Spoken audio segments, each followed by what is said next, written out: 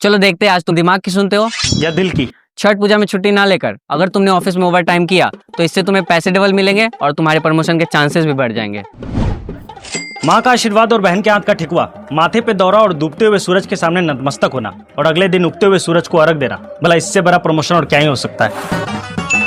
Office में over time से boss से तुम्हारा रिलेशन अच्छा हो सकता है, इससे तुम्हारी सैलरी भी बढ़ सकती है।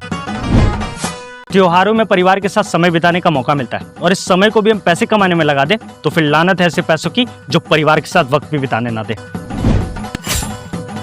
दिमाग से सोचो, स्किल्स और एक्सपीरियंस दोनों एक साथ तुम्हारे फ्यूचर के लिए काफी हेल्पफुल हो सकता है।